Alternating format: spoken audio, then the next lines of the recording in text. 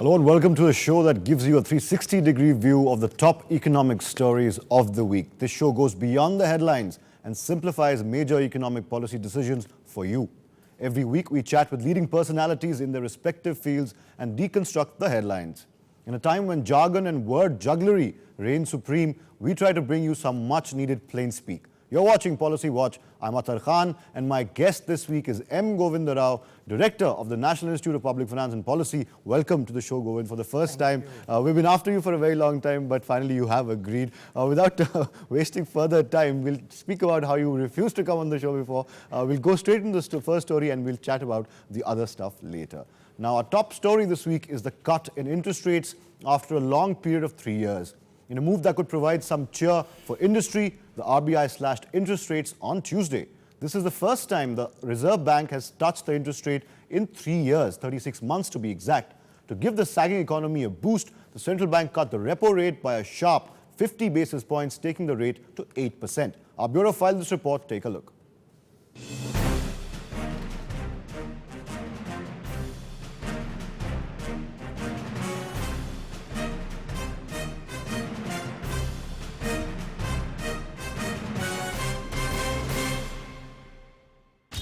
Auto, home and corporate loans are set to get cheaper as the Reserve Bank of India cut the repo rate by 50 basis points or 0.50%, taking it to 8%.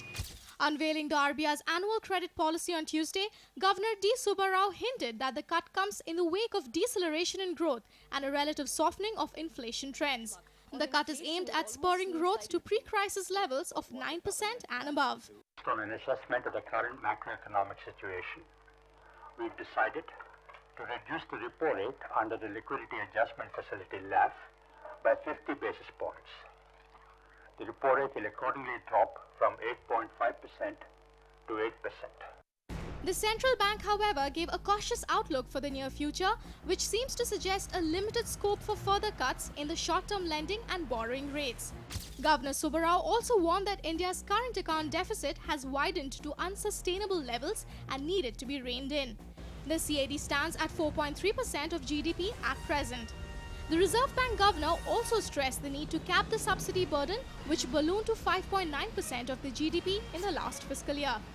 Perspective of vulnerabilities emerging from the fiscal and current account deficits, it is imperative for macroeconomic stability that administered prices of petroleum products are increased to reflect the costs of production.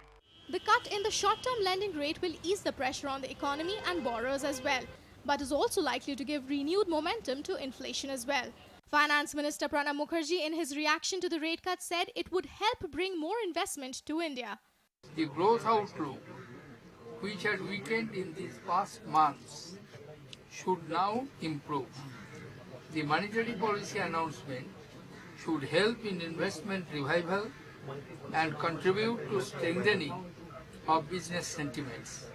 In the coming weeks, we will take some other additional steps to further reinforce the focus on growth. This is the first time the interest rates have been changed since October 2011. The change in the repo rate will result in other rates like the reverse repo and the bank rate to be adjusted automatically. With Athar Khan, Rahul Kapoor for Rajya Sabha TV. Right. Govinda, most experts, economists, even market voices were kind of surprised when there was a 50 basis point cut there. Did you expect, most market expectations thought there was going to be a 25 basis point reduction. Were you surprised when we heard of the 50 basis point reduction? Well, I mean, we were all surprised. There is no question on that. I think it's a bit of a bold move in the sense that at a time we still have the pressure on prices. With very little of monetary policy space left because of the large fiscal deficit, it's not easy to take that sort of a decision, and one should compliment the Reserve Bank of India for having taken this. But personally, what I was thinking was that they would take, they would initiate a 25 basis points cut. And some relaxation in the CRR, right? Because that would also augment liquidity in the system, right? But I think 50 basis points has come I was a bit surprised, and a pleasant surprise at that, I mean, I would say. But I mean, there are always fears. Sort of one has a fear that if things don't go the way we want to, and we might end up with the only cut.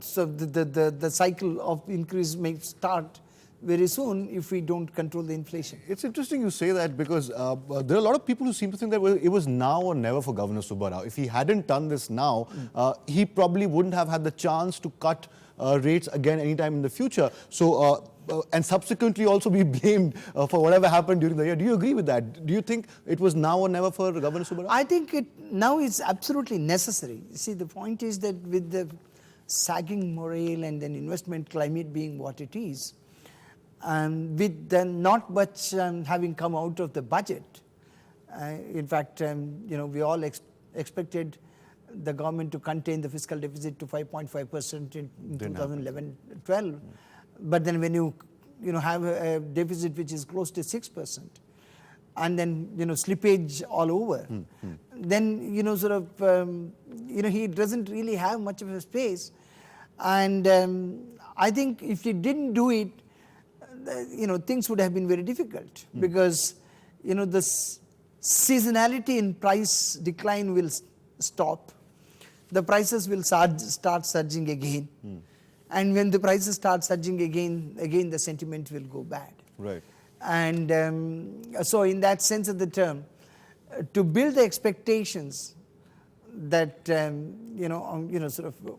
and to attract greater investment of in the economy. Right, right. I think this move was very, very crucial, and then I think that's something which is. Govinda, what you're saying is that it was basically not a matter of choice for the governor. He had to do it. Came out of necessity rather than choice. I think so. Yeah. I think it came out of necessity because if he didn't do it, he wouldn't have been able to do it, anytime very soon. A sentiment I think we both share. Absolutely. At that moment, we'll take a short break right now. We'll continue discussing the repo rate cut and the RBI after this short breather. Sure. Don't go anywhere. Keep watching Policy Watch. We have lots more to talk about with M. Govinda Rao after the break.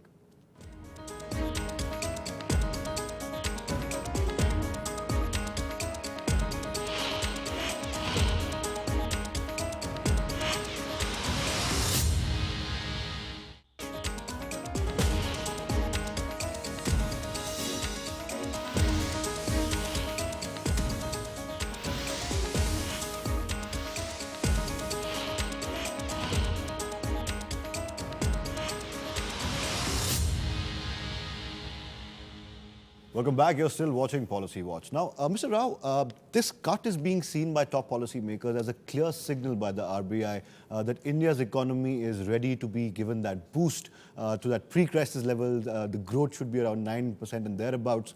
You think, first of all, do you think it's a clear signal from the RBI saying that exactly? And do you think, isn't that a little too optimistic? Well, I wouldn't say that. Certainly, it's a signal for focusing on to achieve a greater focus on growth. But then, given the pressure on inflation, obviously you can't really one can't say that you will from here onwards. It's onwards and upwards. Right, right. And I don't think that's what one really thinks. Sagging growth has been a major problem. The third quarter GDP growth at 6.1% was a major matter of concern. And deceleration in the industrial growth has been a major shock. And when you revise the industrial output data for January from 6.8% to 1.8%, right. I think it became, it was, you can't really have worse than that. Right.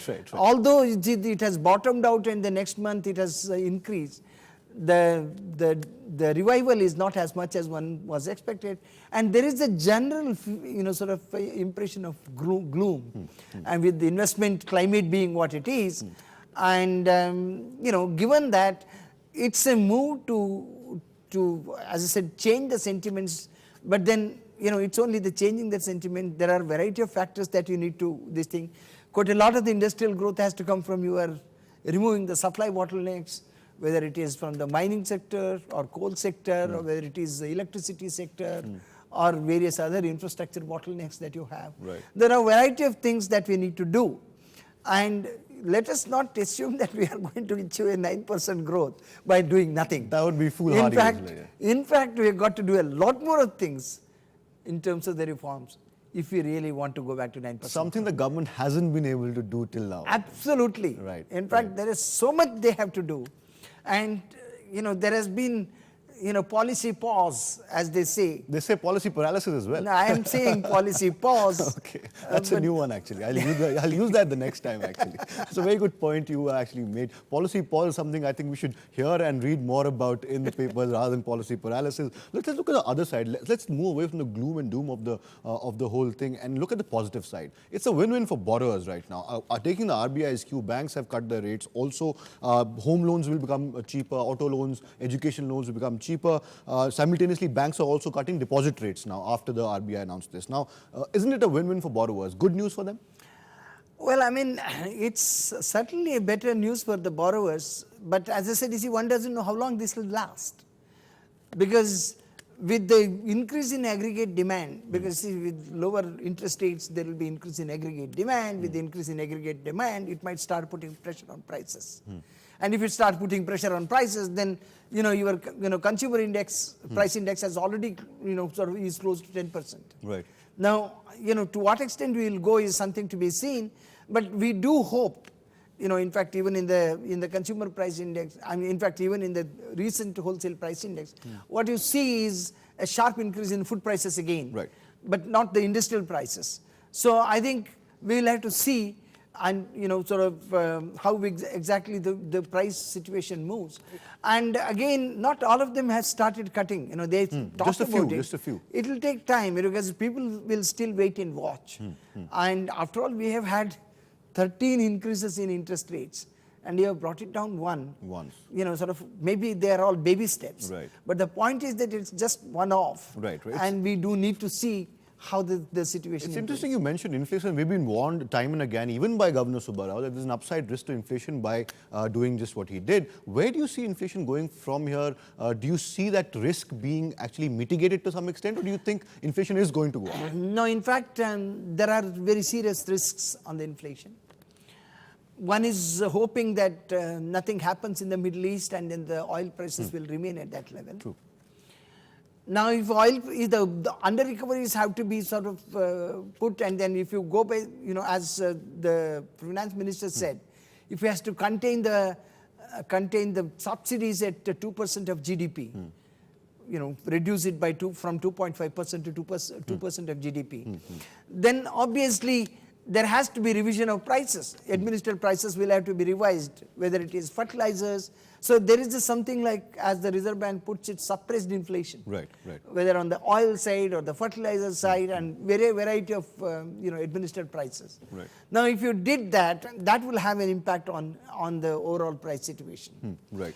I mean, it's a different thing that they need to be done for the reason that there are lots of microeconomic distortions, because any commodity which has a scarcity value should be priced accordingly. Otherwise, there will be overuse of that commodity. Right. Cutting subsidies is going to be an onerous task for the government. It has to be onerous task, but if you don't do it, you are doomed, because there is no chance of you are achieving a fiscal consolidation. Right. Now, as it is for 2014-15, we have actually said that there will be a slippage of 1 percentage point. In fact, the Finance Commission target, which was accepted by the government, was 3% of GDP by 2014-15. Now, in this medium-term fiscal plan, they are talking about 3.9%. Now, and then of course, this should have been 4.2. Instead of that, we have 5.1. 5.1, right. Now, we have a huge problem for, and then if you don't do it, you can't, you will have very limited scope for monetary policy calibration. And then obviously fisc will, and then of course you will have a problem of debt. Right. And then fiscal deficit will spill over into a current account deficit. Right. I mean, there also you have a serious problem. So last question on this story, at the cost of repeating myself, at the cost of sounding repetitive, do you share, Monte Singh Ahluwalia, the Deputy Chairman of the Planning Commission, has said it will lead to a spurt, the great cut will lead to a spurt in investment, spurt in growth. Do you share his optimism? Briefly, if you could, sir. No, I mean, see, I think he is right in saying that it will lead to a spurt in growth and spurt in investment. He hasn't said how much. Yeah, The he hasn't point given is, the number. the point is, certainly it will lead to a spurt in investment. Certainly this is something which is called for, and then which was, I mean, even though the market did not expect it, I think it came as a surprise, and then to that extent, I think there will be much more. Right. Much more of, sort of a positive sentiment in the market. Right. But to what extent this will happen, we will have to see. We'll have to wait and watch, right. And see. That's where we end this story right now. We'll jump into the next story right away without wasting any time. The other big story, of course, was that the government has allowed a ceiling of $1 billion to be raised through ECBs for the aviation sector. Let's take a look at what our bureau had to file on that. Now, in what comes as a sigh of relief for India's cash-strapped airlines, the government has allowed carriers to raise working capital resources of up to $1 billion through external commercial borrowings or ECBs. The proposal, which was cleared by the government on Thursday, was part of Budget 2012-13. The Policy Watch team filed this story. Take a look.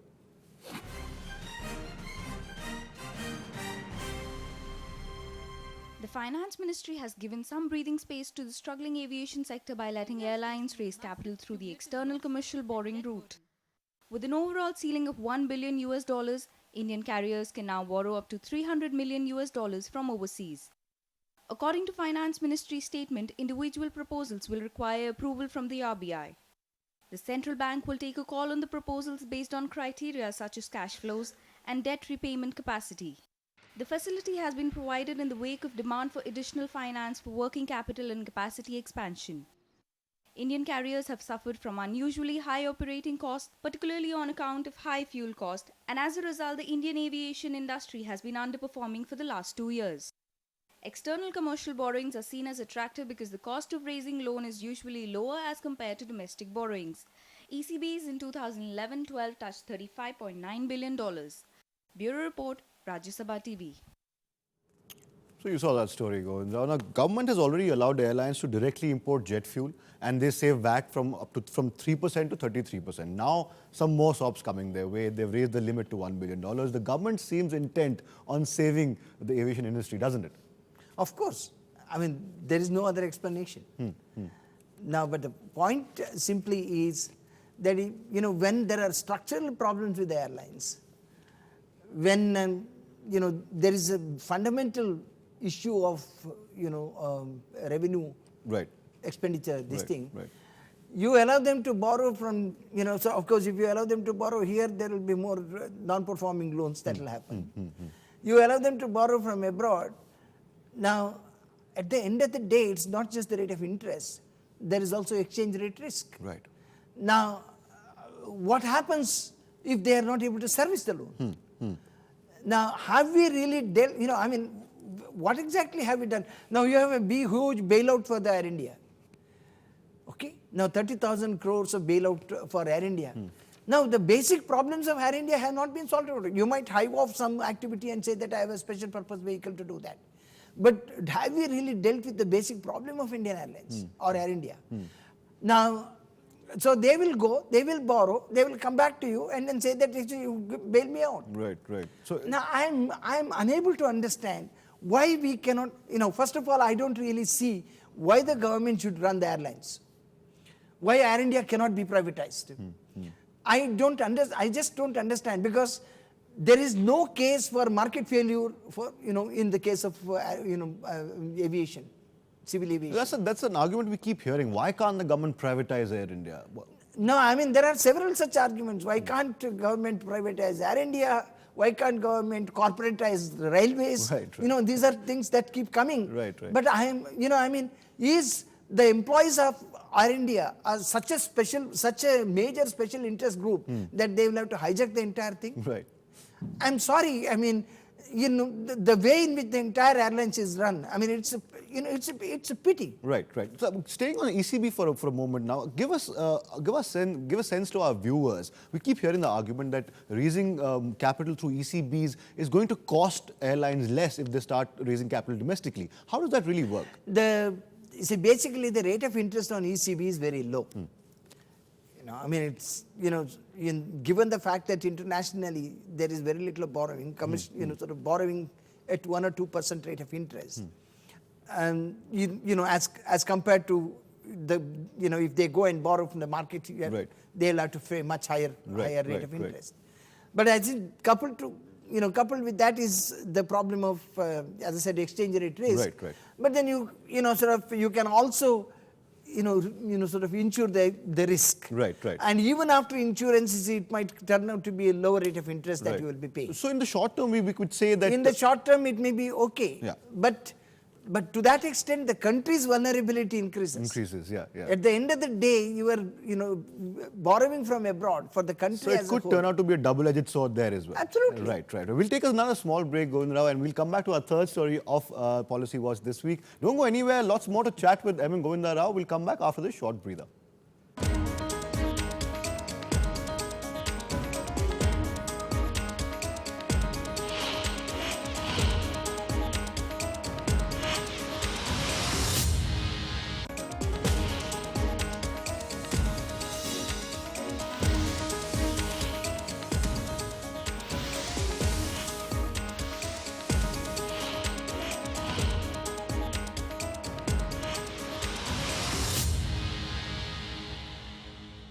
Welcome back. You're still watching Policy Watch, and we're still in conversation with M. Govinda Rao, Director of the NIPFP. Moving straight to our third story without wasting any time, sir.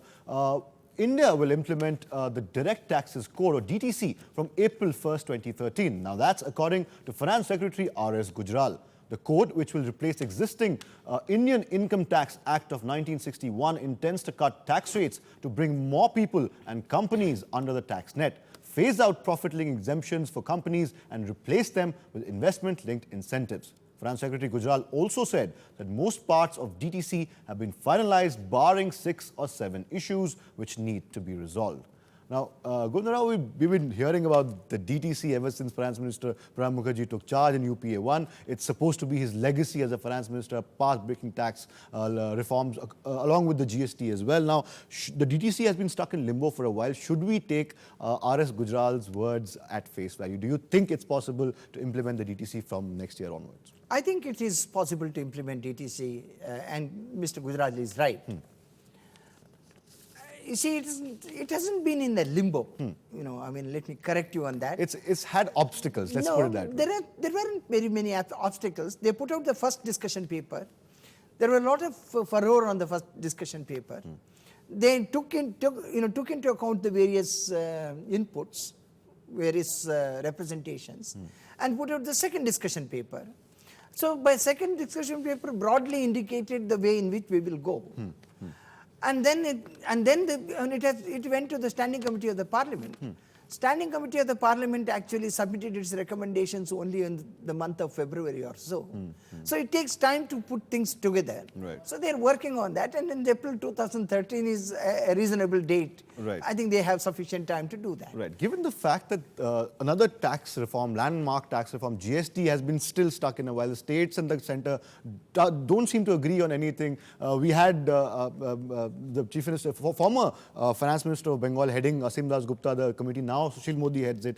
Do you think that DTC will have slightly better luck in coming implementing by April 2013?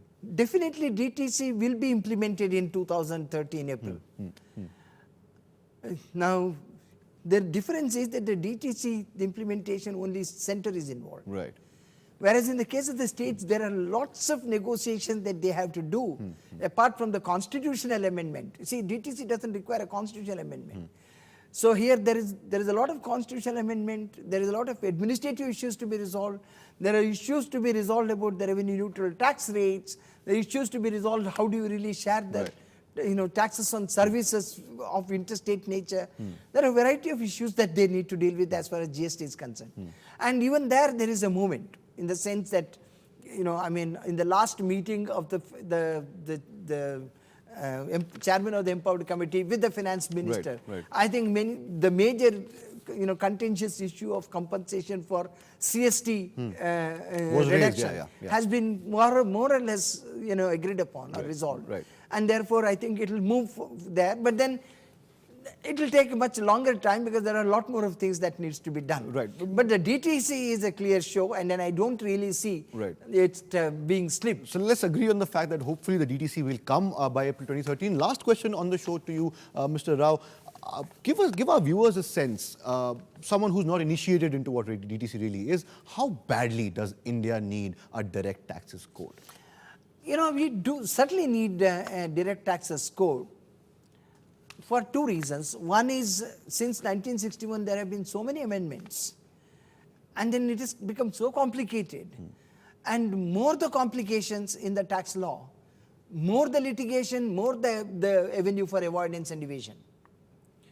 The second important thing is, to a limited extent, DTC also tries to expand the tax base. Right, right. You know, a modern tax theory tells you what is called, you know, broad-based low rate, BBLR approach. Right, right. So you do need to, you know, expand the tax base. And in order to expand the tax base so that you can also reduce the tax rate, right. So you do need to have you know, much more sort of forward-looking this law. Right. But I mean, I'm not entirely certain that the things that have been put out in the second discussion paper, which is going as a bill, is you know, does all that expansion in the tax base Right. as much as the earlier one did. But nevertheless, you know, you do need to take into account the concerns of the people. Absolutely. And having taken into account the concerns of the people, I think they have, you know, sort of done that. I think it is extremely important. Right, right. And the third important thing there is that, you know, given the fact that there has been so much of a discussion on the black economy, need for an anti-avoidance law, etc., etc., I think they will have to come with much greater Right. enforceable Right. tax law. Mr. Rao, we end the show on that note. Thank you so much for joining us on Policy Watch. I'd like to thank you, and I'd like to have you on the show again and again if possible. That was M. Govinda Rao, Director of the NIPFP, of course, saying that we'll have to wait and watch. This repo rate cut, of course, had to be done. It was the right time to be done. Governor Subbarao did make the right move. We'll have to see. There is an upside risk of inflation as well. We'll have to see how that pans out as well. As far as the airlines are concerned, the government is pulling out all stops to save the aviation industry, of course. That industry is in doldrums right now. Carriers losing money on the house like nobody's business. We, of course, also have to realize that ECBs are attractive, a more attractive option than raising capital to domestic funds because the cost of interest is low. On the DTC, of course, M. Govinda Rao and me, both of us agree that, of course, this landmark tax reform initiated by Finance Minister Pranab Mukherjee has to be implemented, and most probably will end on a positive note that probably will be implemented on April 1st, 2013. That's all the time we have from you, from Policy Watch this week. Until next time when we have another special guest on Policy Watch, thank you and goodbye, and thanks for watching.